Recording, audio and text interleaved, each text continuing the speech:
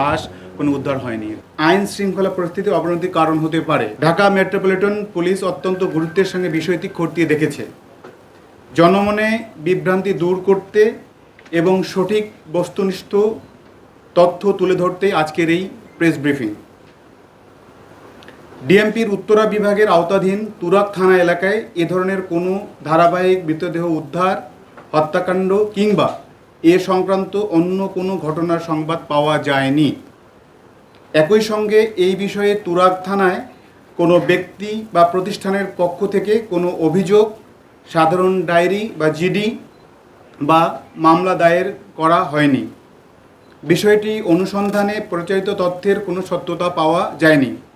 এ বিষয়ে বাংলাদেশ পুলিশের verified Facebook page থেকেও ইতিমধ্যে একটি আনুষ্ঠানিক বিবৃতি প্রকাশ করা হয়েছে।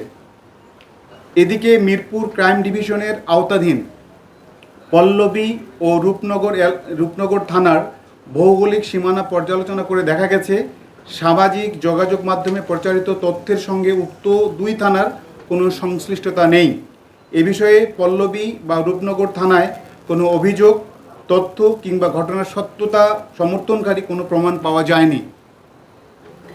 সামাজিক যোগাযোগ মাধ্যমে প্রচারিত যে কোনো তথ্য যাচাই বাছাই ছাড়া এই ধরনের তথ্য প্রচার, বিশ্বাস করা বা তা শেয়ার করা থেকে বিরত থাকা সমীচীন।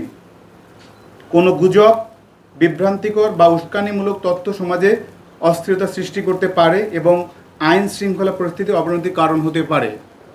ঢাকা মেট্রোপলিটন পুলিশের পক্ষ থেকে এই ধরনের কর্মকাণ্ড হতে বিরত থাকার জন্য আহ্বান করা হলো।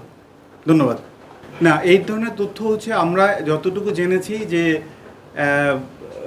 ডিএমপির ভিতরে কোনো ঘটনা, এই ধরনের ঘটনা ঘটেনি। তবে সম্ভবত আমিনবাজার নৌ পুলিশ কর্তৃক একটি মৃতদেহ উদ্ধার করা হয়েছে এবং তারা যেহেতু দারুস সালাম থানাতে একটা মামলা, ইউডি মামলা রুজু করেছে, সেই মামলাটি এখন যেহেতু নৌ পুলিশ অধিক্ষেত্রের ঘটনা, এটি তারা তদন্ত করছে এবং তারা এটি মামলা তদন্তাধীন রেখেছে আর কি।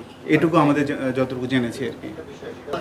আমার বক্তব্য, আমি মনে করি যে ডিএমপির অধিক্ষেত্রের মধ্যেই আমি সীমাবদ্ধ থাকতে চাই। আমার ডিএমপিদের মধ্যেই কোনো বক্তব্য মানে এই ধরনের ঘটনা ঘটেনি। বাট আমি একটা ঘটনার কথা জেনেছি, সেটা আমি আপনাদের সঙ্গে শেয়ার করেছি, সেটিও ডিএমপির অধিক্ষেত্রের বাইরে। সো আমার মনে হয় যে আমি ডিএমপির ভিতরে এই ধরনের কোনো ঘটনা বা লাশ কোনো উদ্ধার হয়নি। না, স্বাভাবিকভাবেই যদি যারা এই ধরনের গুজব ছড়াবে তাদের বিষয়ে আমাদের যারা সংশ্লিষ্ট ইউনিট আছে তারা অবশ্যই কাজ করছে এবং তারা কারা করছে তারা বের করে নিয়ে আসবে। আমরা তদন্ত সাপেক্ষে সেটি চলে আসবে। না, ডিএমপির এরিয়ার ভিতরে ঘটেছে এরকম কোনো গুজব, যদিও এই গুজবটা ডিএমপি সংশ্লিষ্ট করে গুজবটা ছড়ানো হয়েছে, এই জন্য আমরা আজকে এই প্রেস ব্রিফিং করছি আর কি।